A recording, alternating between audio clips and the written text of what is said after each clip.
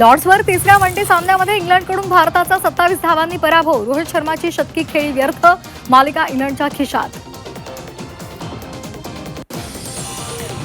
खलील शेख आत्महत्या प्रकरणात रवींद्र धंगेकर अडचणीत. धंगेकरांच्या अटकपूर्व जामिनावर आज सुनावणी होण्याची शक्यता.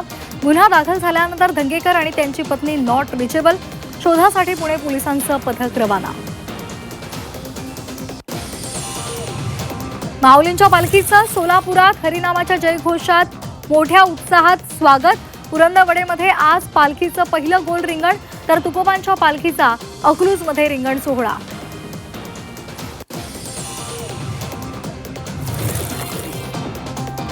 राज्यामध्ये आठवडाभर पावसाचा मुक्काम. बंगालच्या उपसागरातील कमी दाबाच्या पट्ट्यामुळे मुंबईसह राज्यामध्ये पावसाचा जोर वाढणार.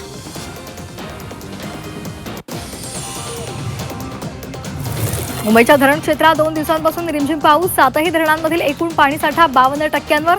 गेल्या वर्षीच्या तुलनेमध्ये यंदा 30% पाणीसाठा कमी.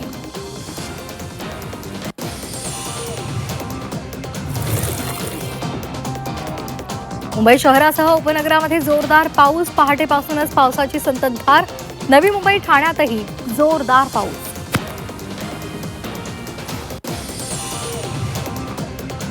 नवी मुंबईमध्ये पावसाची रिपरिप. पहाटेपासून पावसाचा जोर पाहायला मिळतोय. आठवड्याभराच्या विश्रांतीनंतर पावसाची हजेरी.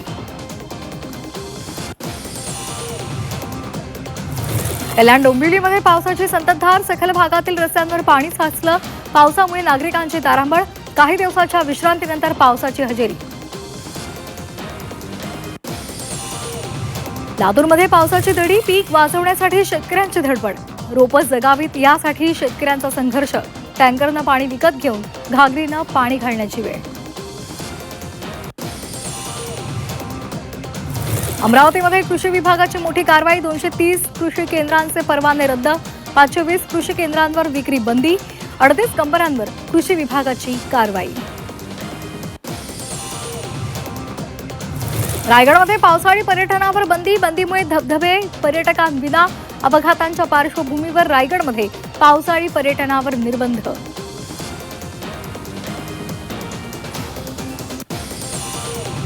लोकलमध्ये महिलांच्या डब्यामध्ये मद्यपीचा धिंगाणा. अमरनाथहून मुंबईकडे जाणाऱ्या लोकलमधली घटना. चाकू हल्ल्यानंतर आता लोकलमध्ये मद्यपीचा धिंगाणा. धावत्या लोकलमध्ये महिलांची सुरक्षा वाऱ्यावर.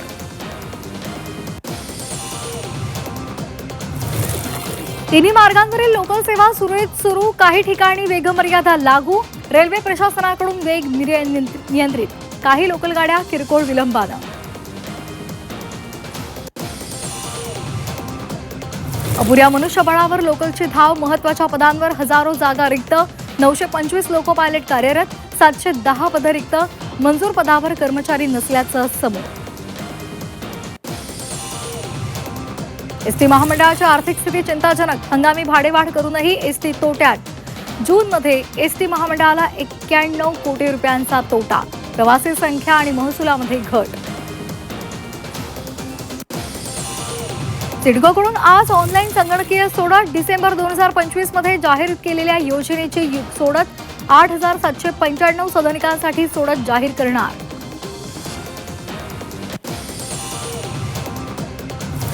म्हाडाच्या घरांच्या सोडतीची प्रतीक्षा संपणार. अर्जदारासाठी पुढील आठवड्यात आनंदाची बातमी. 2640 घरांच्या सोडतीची घोषणा पुढील आठवड्यात. म्हाडा सोडतीचा अधिकृत कार्यक्रम जाहीर करणार.